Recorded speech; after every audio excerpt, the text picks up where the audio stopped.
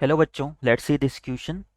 Length of the latus rectum of the parabola whose parametric equation is x equal to t square plus t plus 1 and y equal to t square minus t plus 1 where t belongs to R is equal to option A at, option B 4, option C 2 and option D none of this.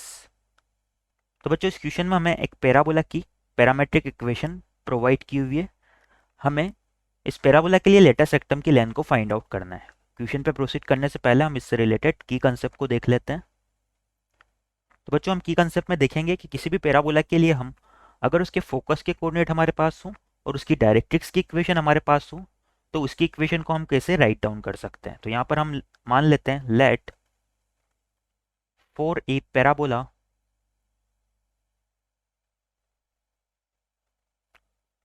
Focus is h, k and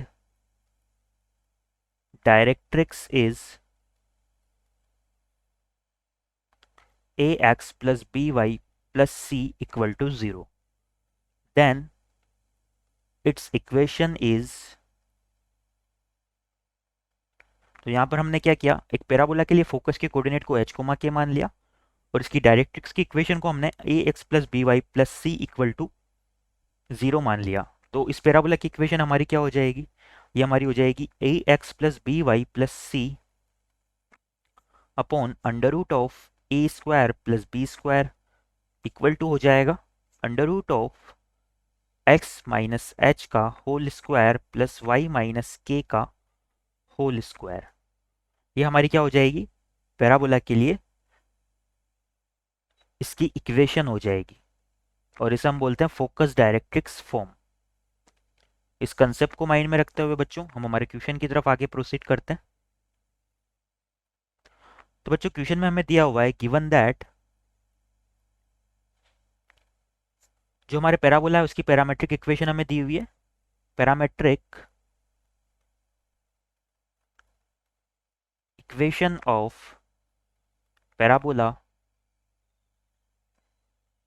is, वो कुछ इस तरह से दी हुई है. जो हमारा x है वो हमें दिया हुआ है T square plus T plus 1 के इक्वल एंड हमारा y हमें दिया हुआ है T square minus T plus 1 के इक्वल.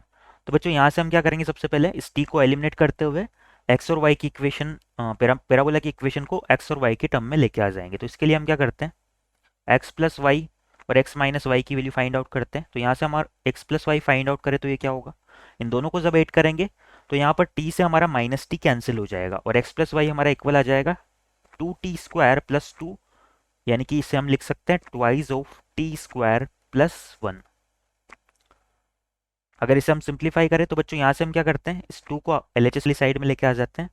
तो यहाँ से हमारा x प्लस वाई माइनस 2 जो है वो इक्वल आ जाता है 2t स्क्वायर के.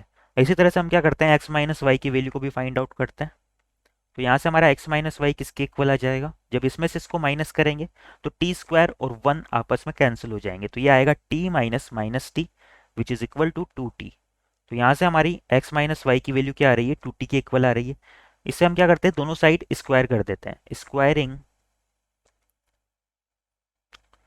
बोथ साइड, जब हम दोनों साइड स्क्वायर करेंगे तो ये हमारा हो जाएगा x माइनस वाई का whole square equal to 4t square.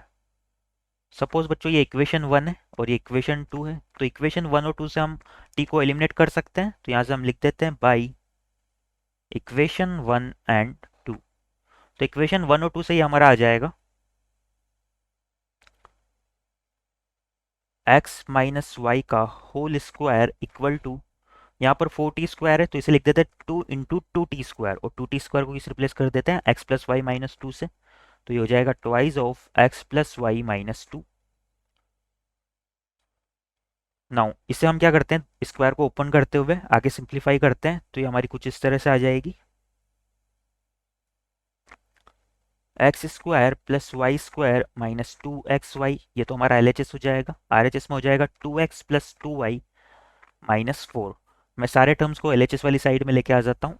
तो यहाँ पर हमारे पैराबोला की इक्वेशन आ जाएगी x square plus y square minus 2xy minus 2x minus 2y plus 4 equal to 0। इसे हम इक्वेशन 3 नाम दे देते हैं।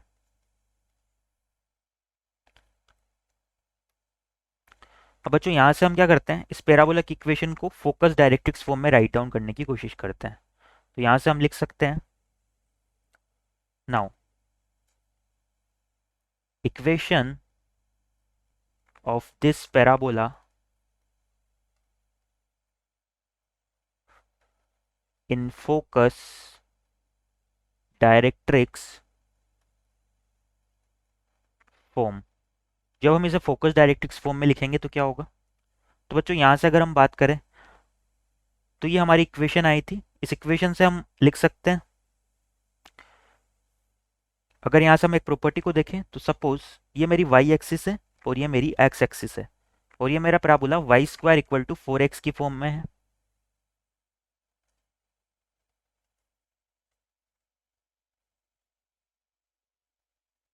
तो बच्चों यहाँ से अगर हम बात करें तो जब हम ये जो हमारा सिंगल पावर वाला टर्म है इसे हम जीरो के इक्वल पुट करते हैं तो क्या आता है, x इक्वल टू जीरो।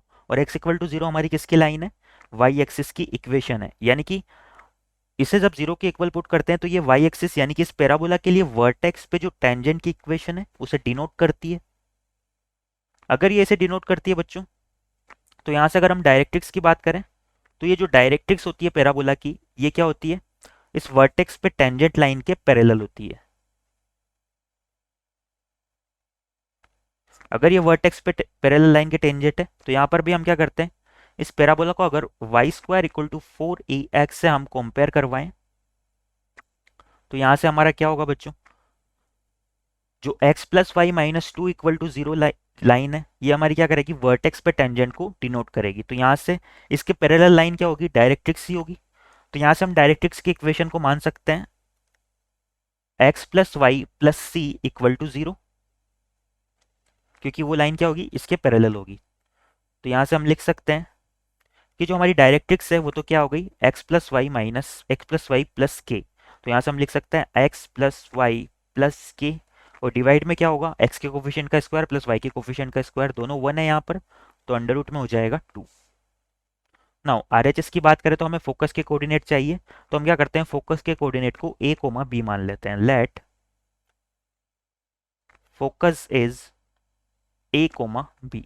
तो यहाँ से हमने पैराबोला के फोकस को a कोमा b मान लिया। तो ये हमारी फोकस डायरेक्ट्रिक्स फॉर्म में इसकी इक्वेशन क्या हो जाएगी, ये हो जाएगी equal to under root of x minus a का whole square plus y minus b का होल स्क्वायर। ये हमने की कंसेप्ट में भी देखा था। तो यहाँ से अब क्या करते हैं बच्चों, इसे सिंप्लीफाई करते हैं। तो दोनों साइड हम क्या करते हैं, स्क्वायर कर देते हैं। स्क्वायरिंग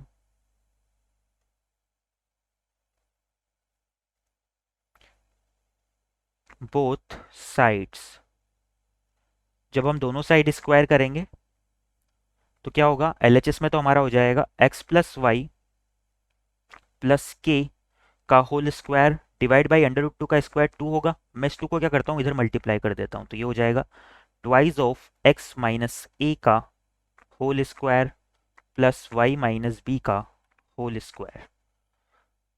इन दोनों होल स्क्वायर को भी, तीनों होल स्क्वायर को भी ओपन करते हुए हम सिंप्लीफाई कर लेते हैं। तो अगर इन्हें सिंप्लीफाई करेंगे तो यहाँ से हमारा ये होगा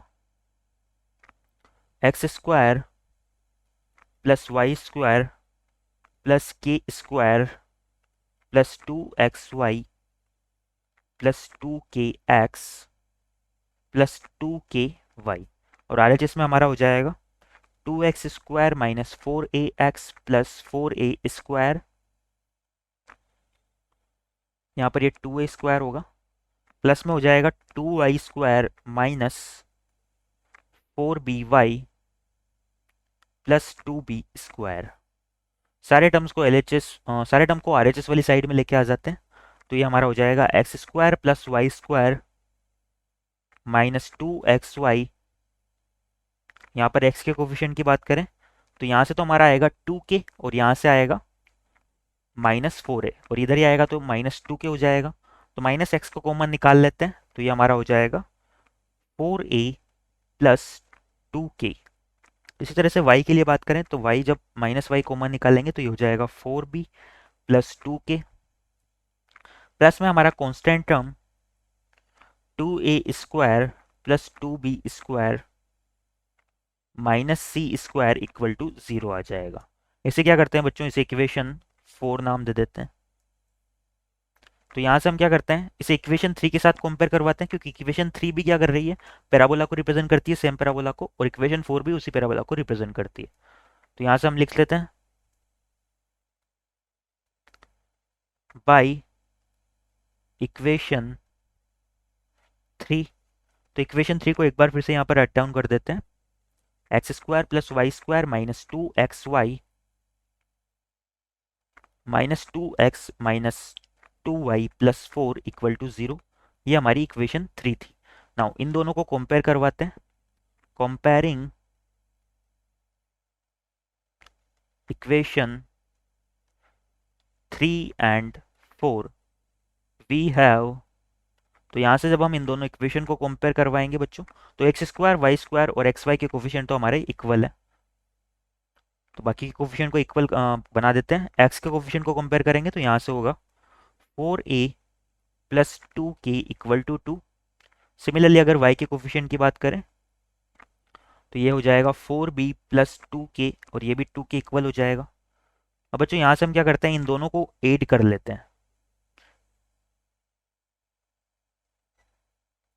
इन दोनों को अगर ऐड करेंगे तो LHS हमारा बनेगा 4a plus 4b plus 4k। इनमें से अगर 4 कॉमन ले ले तो ये बन जाएगा a plus b plus k, और RHS हमारा हो जाएगा 2 plus 2 4k equal.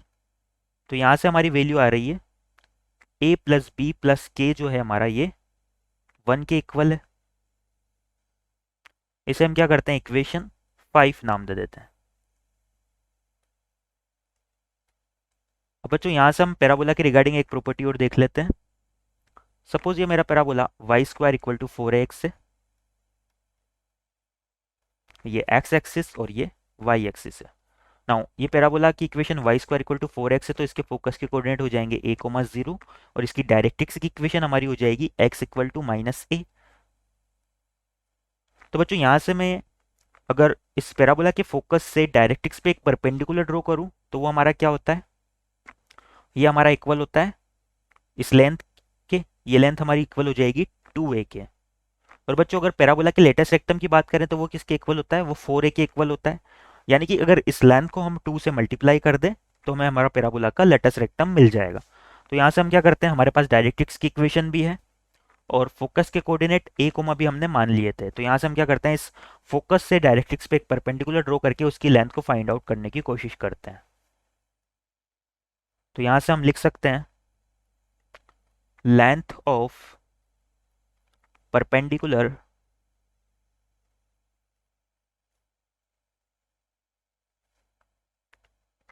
From focus, focus के कोऑर्डिनेट है a, b to directrix x plus y plus k equal to 0। तो यहाँ से इस पे अगर हम परपेंडिकुलर ड्रॉ करें तो वो क्या हो जाएगा,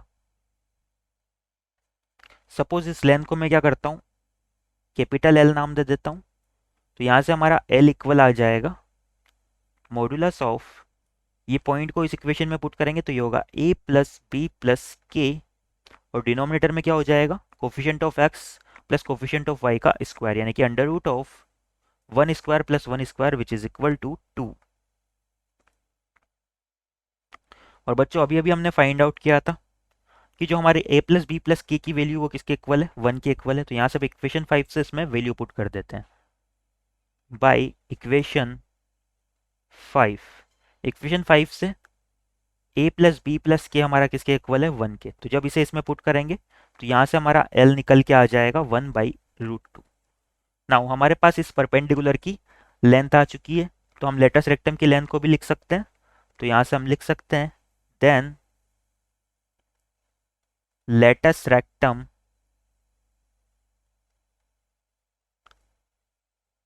ऑफ पैराबोला,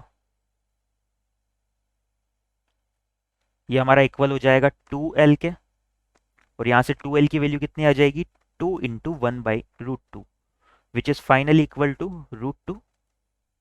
और यही हमारा इस क्वेश्चन के रिगार्डिंग फाइनल आंसर हो जाएगा। यहां से हम लिख सकते हैं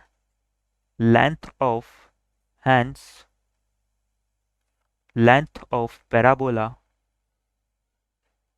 इक्वल टू √2 यूनिट। एक बार हमारे ऑप्शन देख लेते हैं हम। तो इस क्वेश्चन के regarding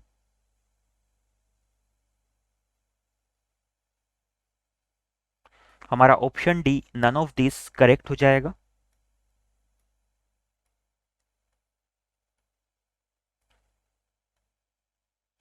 Our final answer is option D, which is none of these.